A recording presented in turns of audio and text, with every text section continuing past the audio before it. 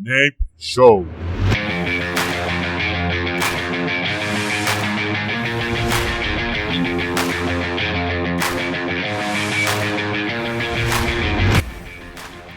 Buenos días, mi nombre es Alfie Ander y vamos a empezar con el episodio número 4 de Nape Show. Hoy día vamos a hablar de las elecciones argentinas, de la elección uruguaya, de los problemas de Chile y de los problemas de Bolivia. Para comunicarse con nosotros, envíenos un email a napeshow@gmail.com.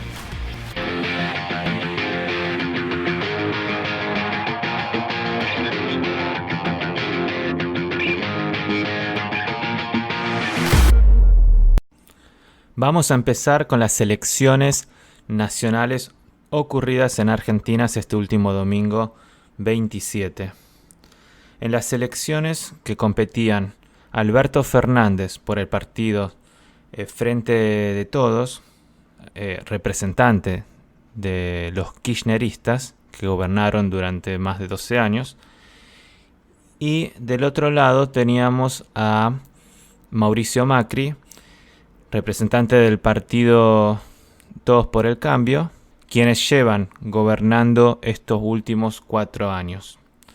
Mauricio Macri buscaba la reelección, sin embargo, ya a raíz de las PASO llevada a cabo en agosto, se había observado la amplia brecha que separaba entre el oficialismo, es decir, Macri, y entre Fernández.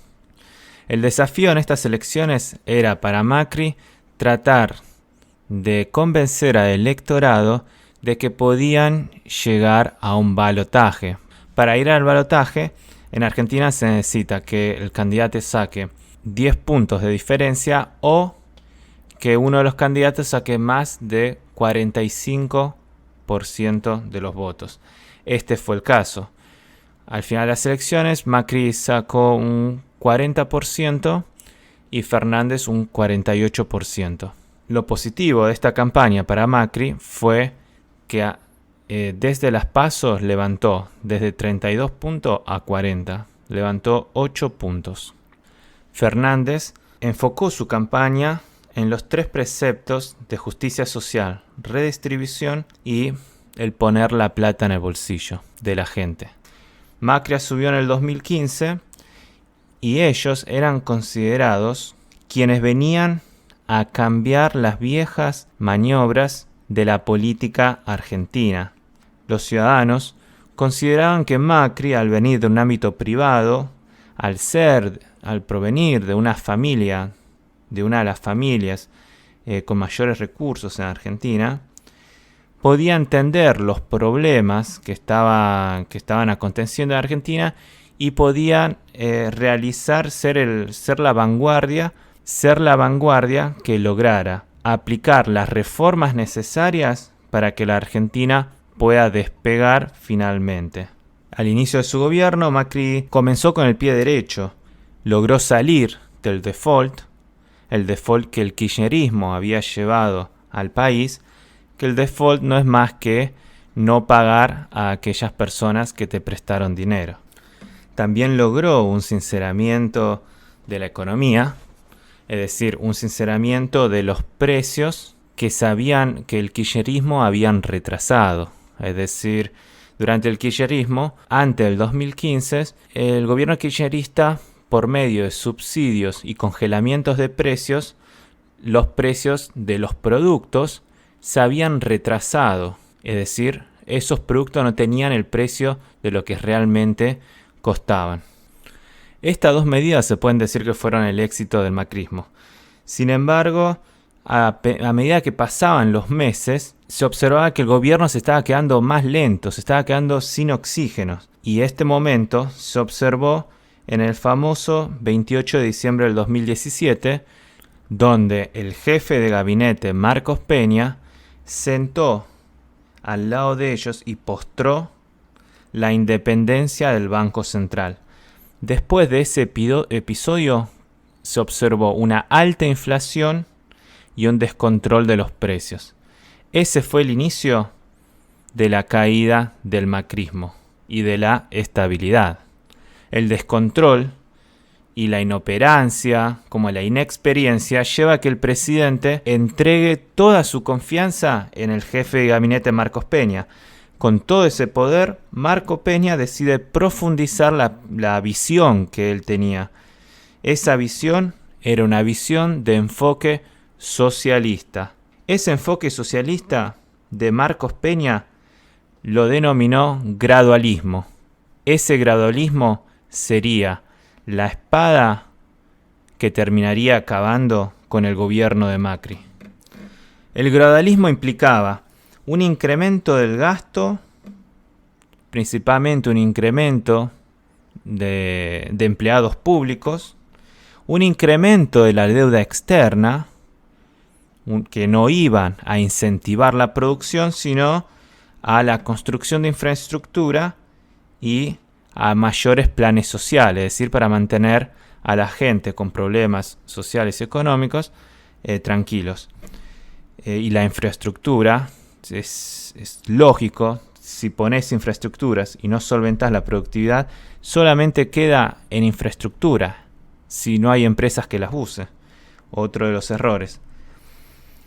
Al acabarse el financiamiento externo, no ocurre la mejor idea que caer en el Fondo Monetario Internacional nuevamente. Otra de las características de un gobierno socialista, y no en favor del libre mercado y no en favor del capitalismo. Ahora, si ese crédito se hubiera usado para producción, bueno, hubiera sido positivo. Sin embargo, la visión socialista de Peña lo que logró es una mayor deuda que no se tradujo en productividad, sino en mayor gasto. Los resultados se vieron con los meses posteriores. Para el 2019, la pobreza había incrementado 4 millones de personas. Y no solo eso, el cierre de empresas había incrementado en el periodo 2018-2019 en más de 200.000 empresas cerradas. Todo esto en un contexto de inflación y un contexto de descontrol de precios que comenzó a desgastar la base política del gobierno de Macri. Ante estos problemas, a Macri no se le ocurre, obviamente aconsejado por el famoso Peña, no se le ocurre más que realizar cambios de gabinetes donde sus nuevos miembros provenían de una perspectiva socialista también. Podemos decir que Macri careció de una visión futura, es decir, tuvo una visión inútil, inoperante, donde no pudo proyectar el país, no pudo proyectar los problemas, no pudo encontrar el problema y la solución. Se arrodilló ante Peña, una persona que nunca trabajó en su vida en ámbito privado, siempre desarrolló su vida en ámbito público. Es decir, no tiene la experiencia de lo que es la gente, de la vida de la gente, de lo que es un emprendimiento, no conoce más que los libros. Y ahí fue la condena de Macri. Macri no tuvo tuvo la posibilidad, pero no tuvo la decisión de aceptar bajarse de la candidatura y que sea reemplazado por la gobernadora de Buenos Aires, Vidal, quien tenía un mayor porcentaje de voto que él. No logró ver el balance también de los partidos, del sistema político de partidos, donde en vez de fomentar el desarrollo de otros partidos, buscó coactarlos para acumular más poder y enfrentar al kirchnerismo.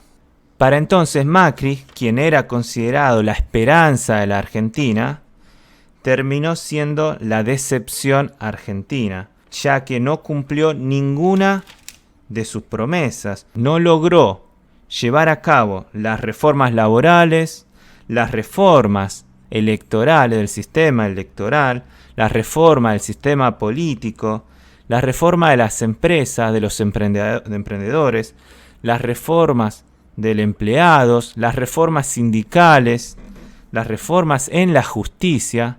Todas estas reformas quedaron en vacío y todo se enfocó en la inflación y en la situación financiera del país. Ahora la gente La gente tiene razón de estar enojada. ¿Cómo no va a estar enojada si a la gente, mientras todo esto ocurría en el gobierno, se le incrementaba la deuda, se le incrementaban los gastos, se le incrementaba la pérdida de dinero, las pérdidas de ingresos, caían los salarios, caía el poder adquisitivo, no se encontraban productos para consumir, los productos se modificaban los precios constantemente, es producto de la inflación? Muchos de los ciudadanos apoyaron a Macri en el 2015 y muchos de ellos, a raíz de inviertan que Argentina va a crecer, muchos invirtieron sus pocos ahorros en un crecimiento que era falso. Y la gente tiene razón de estar enojada con el macrismo, y no solo el macrismo, sino con Peña, quien es el culpable de la derrota del macrismo. Su visión económica, la visión gradualista, moldeó la política. Es decir, el gradualismo impulsado por Peña, empujó una confrontación entre dos partes, entre Macri y el kirchnerismo, entre uno u otro. Polarizó la sociedad. Este individuo, Peña, no termina siendo más que un psicópata y ególatra. Alguien que empujó a la sociedad a eligen a ellos, quienes han hecho todo mal y a quienes deberían tener miedo, o a nosotros. La sociedad, expresada en los votos, obviamente se mostró con casi un 50%, entre ambos, entre casi un 90%, sumando ambos votos, tanto de Fernández como de Macri. Y por otro lado tenemos a Fernández, como ya hemos dicho, es quien motivó su campaña en los preceptos viejos peronistas y que invaden a los socialistas latinoamericanos, que es la justicia social, la redistribución y el poner la plata en el bolsillo de la gente. La gente de raíz socialista, más que nada, la sociedad argentina más necesitada, obviamente volvió a votarlos, y no es su culpa. No es la culpa de la ciudadanía. Ellos, la sensación que tenían es que estaban mejor durante el kirchnerismo. Si una familia no puede comprar, no puede consumir, y obviamente tenés que tomar una decisión drástica por más que no te guste quién va a gobernar. Durante el cierre, ayer por las noches, tuvieron un buen acto de encontrarse a desayunar por la mañana. Eso puede ayudar, pero no termina siendo un intento más político de querer solucionar algo que es económico. Es como decir que todos necesitan un acuerdo político, que no se divida a la sociedad, que estemos todos unidos. Eso es mentira. Es mentira, y un acuerdo político, la unidad de la sociedad, no puede solucionar nada. Lo que puede solucionar es un buen plan económico, que permita el crecimiento y el desarrollo de la gente. La pregunta es, ¿Fernández tiene eso? Y por ahora parece que no. El equipo económico que fue nombrando este lunes, un equipo económico que va a estar liderado por Culfas, quien es un socialdemócrata, y otra que la acompaña también Todesca. El único que se rescata es Nielsen, quien es más alguien, un financiero a favor del libre mercado. Pinchan un poco la emoción de ver alguna continuidad sana en el próximo gobierno, ya que lo primero que hicieron al ganar las elecciones fue saludar a Evo Morales, a Lula da Silva, recibieron el saludo de Maduro y recibieron el saludo de Cuba. Estos actos arman una idea de lo que viene. Y esto es lo que asusta a la sociedad, a los inversiones, a los emprendedores. Esto es lo que asusta. En definitiva, tenemos que aferrarnos a la idea de que, Alberto Fernández es el presidente y no Cristina. Entonces, ¿puede ser que haya un nuevo tipo de gobierno?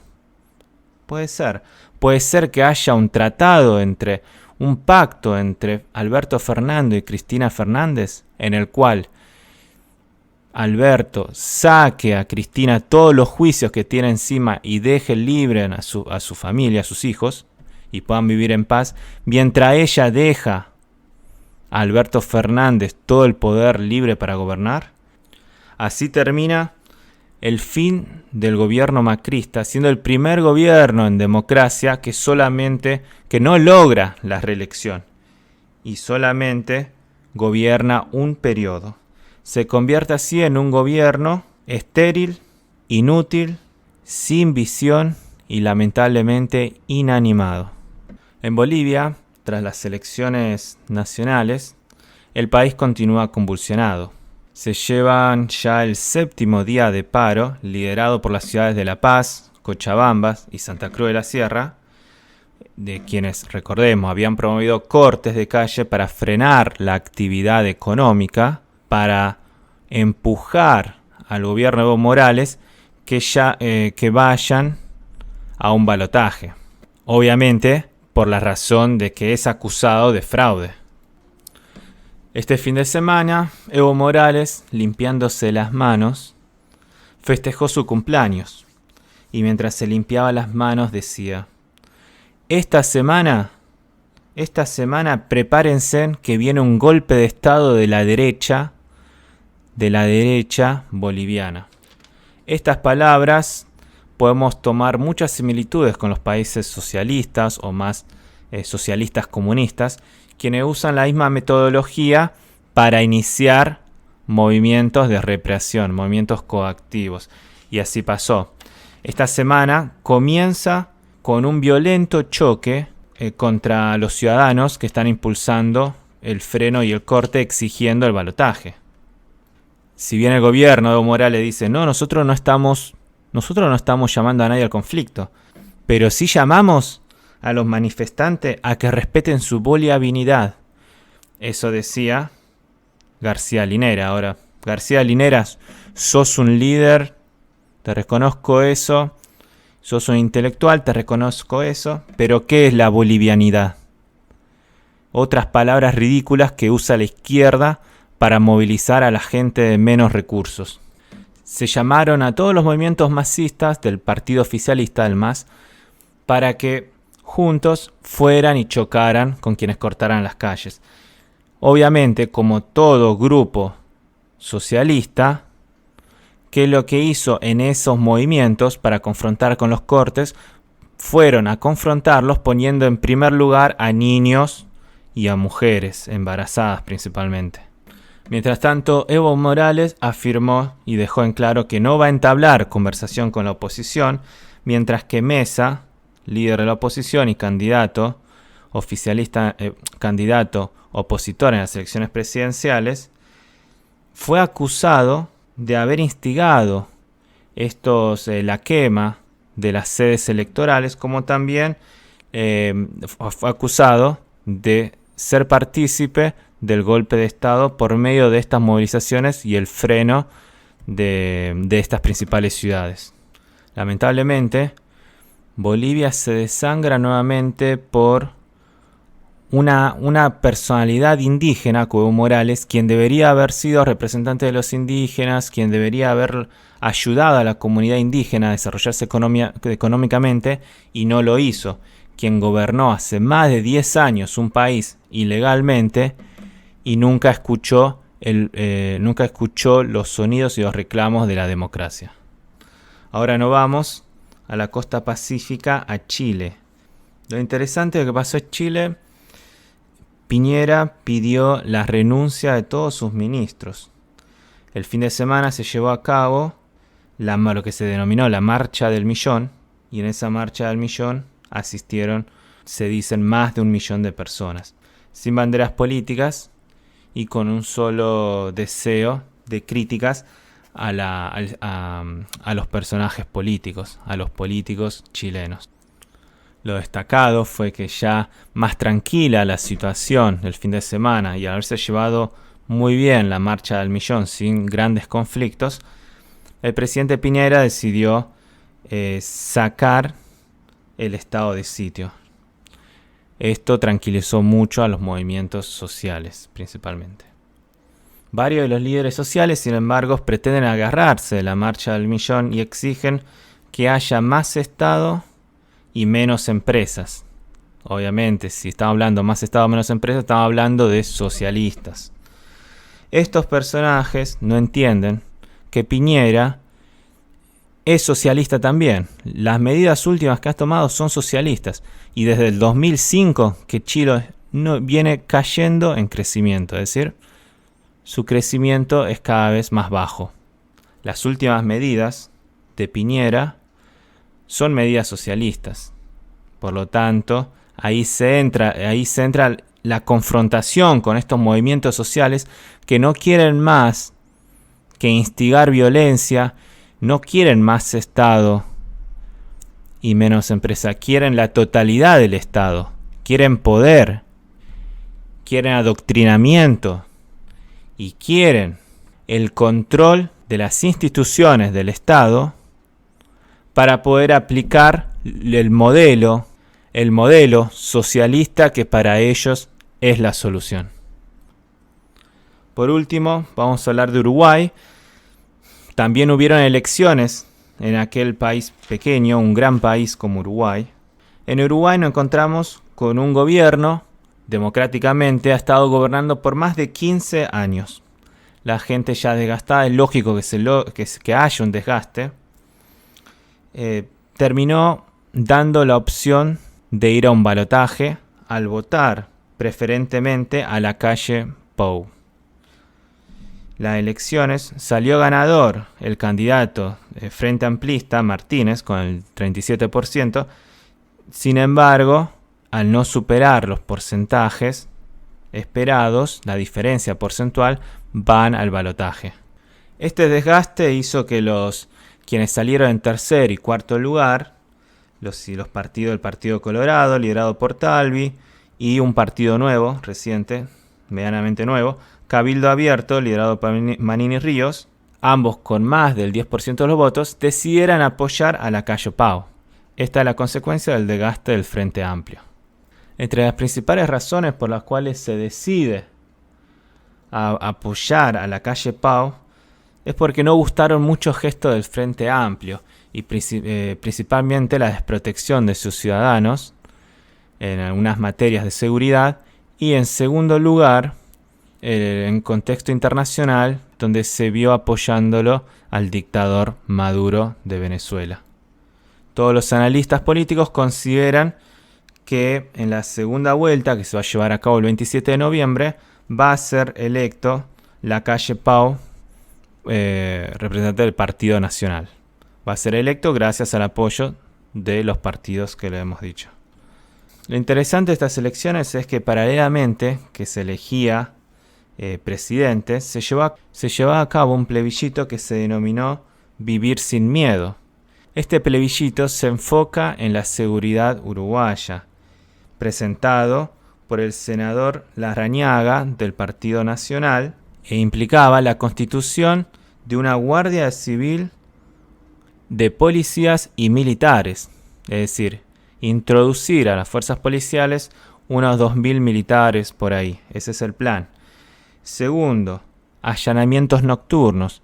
En Uruguay está prohibido que se allanen en horario nocturnos. Por lo tanto, la propuesta implica que el juez, con fundamentadas sospechas, pueda allanar lugares, casas, en horario nocturno. Tercer punto, y no menor, es que no puedan salir en libertad los violadores, aquellos que son acusados de abuso sexual, aquellos que son acusados de trata de personas. El cuarto punto, la cadena perpetua. Un tema que para América Latina es tabú. Sin embargo, en Uruguay se está hablando de la cadena perpetua.